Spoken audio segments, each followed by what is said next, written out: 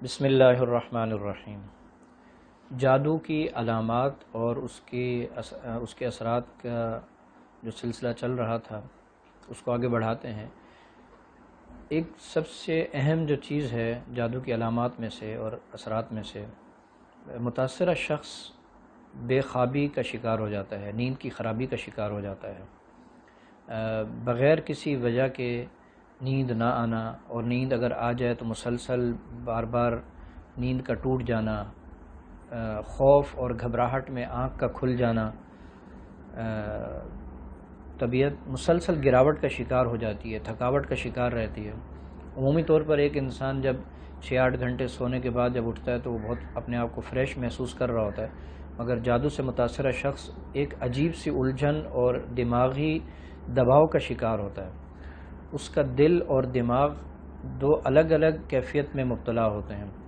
ایک سکون اور اطمینان سے وہ شخص بالکل خالی چل رہا ہوتا ہے۔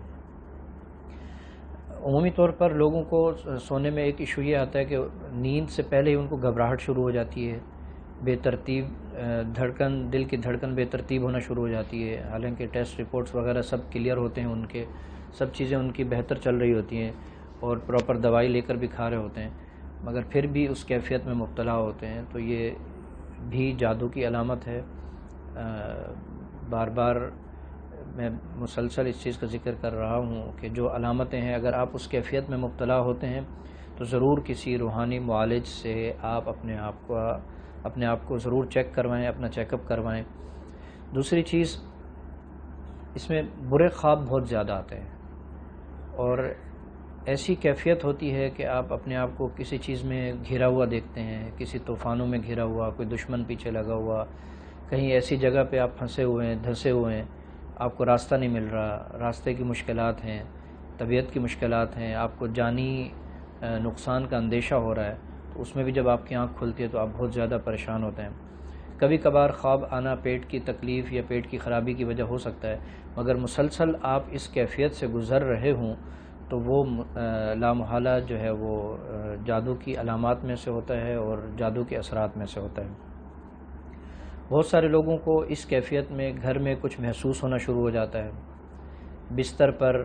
کچھ آہٹ محسوس ہوتی ہے، بستر پر کسی کی فیلنگز آنا شروع ہو جاتی ہیں کہ کوئی ہے، کسی کی موجودگی کا احساس ہے، کسی کے دروازوں سے، کسی کی دیوار سے، کسی کے فرنیچر سے، زیادہ تر لوگوں کے چھت پر دھمک کی آوازیں آنا یا کسی کا بھاگنا دوڑنا، اگر اوپر کوئی کسی کی رہائش ہے تب بھی، اور اگر رہائش نہ ہو تب بھی اکثر آوازیں لوگوں کو گھروں میں ایسی آتی ہیں کہ وہ کہتے ہیں کہ رات کے 2 بجے 3 بجے کسی کے بھاگنے کی، چلنے پھرنے کی آوازیں ہوتی ہیں۔ ظاہر بات ہے، جو جادو میں جو شیاطین کی جماعت ہوتی ہے یا شیاطین کا جو گروہ ہوتا ہے، وہ اس متاثرہ شخص کو کسی نہ کسی درجے میں پریشان رکھنا چاہتا ہے، تو دن بھر کی جو مسائل ہوتے ہیں اس میں پریشان کرنے کے بعد رات کو جو ایک سکون کا لمحہ ہوتا ہے اس میں بھی وہ شیاطین کی پوری کوشش ہوتی ہے کہ کسی نہ کسی طریقے سے انسان کو، اس شخص کو، متاثرہ جو شخص ہے، اس کو بیزار کیا جائے، ایسی بیزاریت میں لایا جائے کہ وہ اپنے آپ کو بہت زیادہ کوسنا شروع کر دے، اپنی زندگی سے بیزار ہو جائے اور خودکشی کی طرف مائل ہونا شروع ہو جائے۔ تو اللہ رب العزت ہم سب کا حامی ناصر ہو۔ اس کا علاج